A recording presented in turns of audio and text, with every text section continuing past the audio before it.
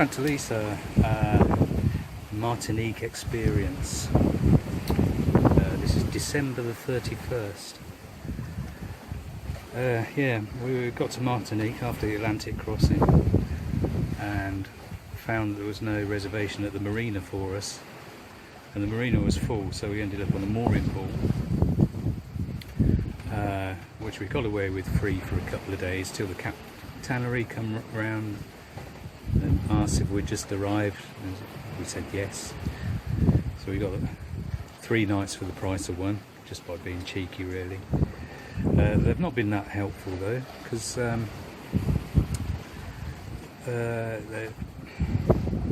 we obviously wanted the place in the marina, and we had a problem with our dinghy as well. It worked okay the first day. The two guys went in to the customs office, and when they come out they found the dinghy had been stolen, so they ended up getting back late that night, well, about 7 or 8ish, and you know, getting a lift off someone. They arranged to give us a lift in the morning, kindly, and when we arrived at the dinghy dock, there was our dinghy. It'd been returned. So I thought, you know, maybe the guys had gone to the wrong place to check where the dinghy was, but when we started the motor, the idle was higher than it was, and we found that well, we found this before, that the motor would cut out spontaneously. It'd start and run for a while and then cut out, but we found it got worse. It's a suspected carburettor problem. So what we think happened was someone stole the dinghy, found it wasn't very good, returned to the dinghy dock in it, and maybe picked up another one, you know, on an exchange basis. So Thomas was due to leave, and I took over command of Pantelisa, so I'm the skipper now until Ralph gets here. So we dropped Thomas off at the gas station. We got water, cooking gas, but no diesel. It's expensive in France, so we left that and returned the boat to the mooring pool, just me and Herbert. We went to start the dinghy and it wouldn't run at all. So our neighbour, he came out on deck. We flagged him down, a nice Swedish guy called Thomas on Shiraz. He gave us a tow into the dock, so we were able to see Thomas before he got his flight. And then we set about trying to arrange a repair. But it's so busy in Martinique. There's a waiting list for everything. So we've got the motor booked in for the 3rd of January, but we probably won't take it in because we've got a lead for a couple of dinghies up in St Kitts, which is where we're off to now. Herbert and I set off yesterday about noon, and we're just off the coast of Guadeloupe, in the lee, which is the sheltered side, so not many waves, not much wind. So we're having a leisurely sail up to the north coast, where it'll get lively again, 20 knots of wind and waves. Reef the sails.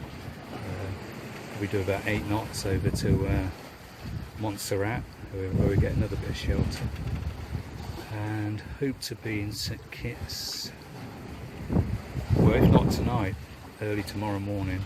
We don't want to arrive at night really, and try and anchor in an unknown place.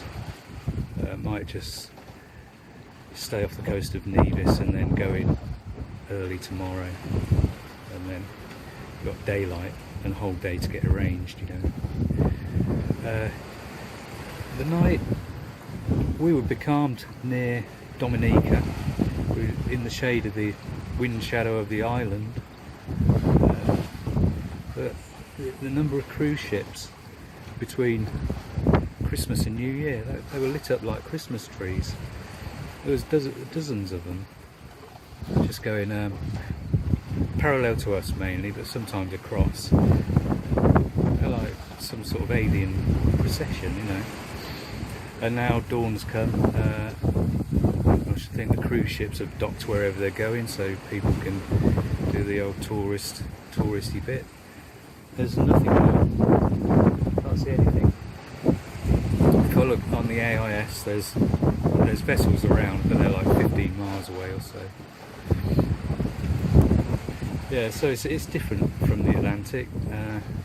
A lot more marine traffic. Not so many cargo ships, mainly passenger ships, and a few sailing vessels. Yeah, but it's going all right.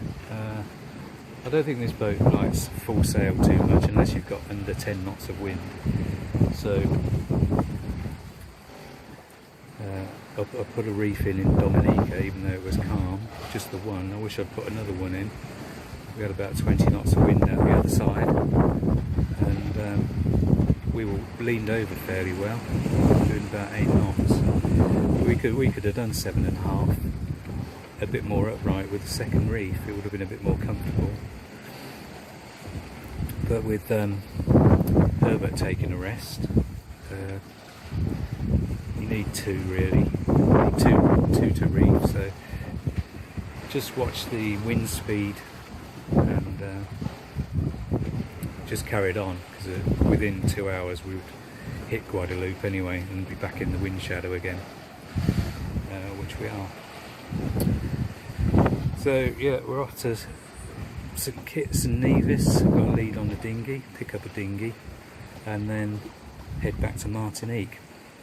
We want to get back to Martinique fairly quickly, because the wind's forecast to change from the southeast, which means we'll be heading into it, which will be very uncomfortable. So yeah, I want to get at least south of Guadeloupe, where the angle changed to more southerly, and we can travel at more of an angle anyway. Yeah, and we've got New Year's Eve, so I don't know what we're going to do for New Year's Eve. It'd be nice to anchor somewhere and go for a drink or something, but it might not be possible. We might be on the sea. At the very least, we'll probably drop anchor and have a quiet night on the sea.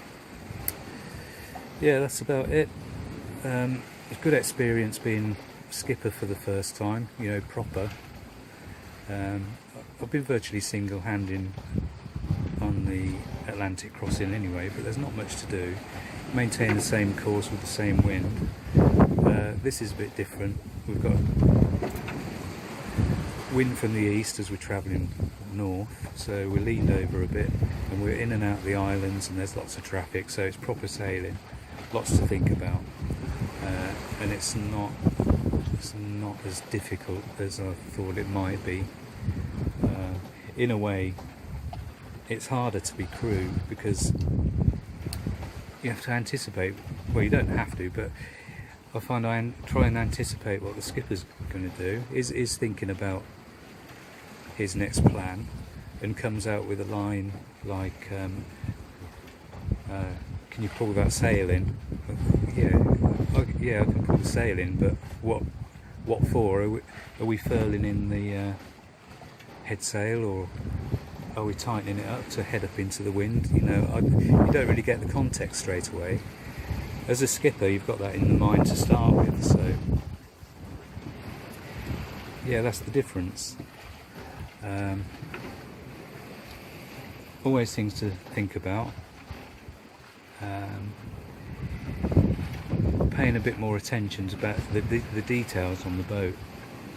I found with Thomas and other skippers, I'd be leaving a lot to them, you know. They'd have their routine, and I wouldn't really take much notice of the detail that was going on. I'll get the general gist of what we were doing, you know, but not really the nitty gritty. But now there's still as much to do, but I've got my eyes on the shackles and the lines and all sorts of things. And it's not too bad, you know. It sounds like a lot, and I guess when you put it into a video and talking about it, you're cramming it in anyway, but this is stuff that happens all day, so it's just being aware and paying attention. So yeah, happy being skipper. It's been exciting. Not so exciting so that I didn't lose sleep though. I've got a good few hours, and I'll get another couple of hours today. I was up at 2 and it's 8 o'clock now. I'll probably have a lunchtime nap or something. Yeah, so that's it. That's the update of what's been happening in Martinique. It's been really stressful there, busy, unable to get things done in a timely fashion, obstructive officials. I went to pay for the mooring ball like I was asked to, and I needn't have bothered really. They didn't seem to know where I was or the boat name or anything. They wanted papers. 15 euros. I could have saved all that bother and just left, you know, because after paying for it we were gone within 2 hours.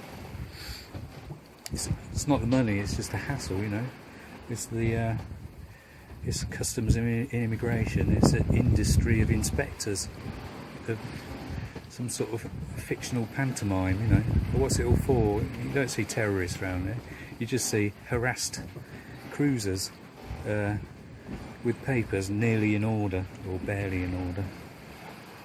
Yes, I'm not keen on the whole situation. I thought it would be a bit more freedom with sailing, and I think there probably was 30 years ago. Yeah, but it's something that has to be done, a bitter pill that everyone has to swallow. Anyway, I'm rambling. That's what comes of being alone on the sea for a bit, I suppose. I say alone. Herbert's still on his rest, so that's what I mean. I'm not single-handing properly.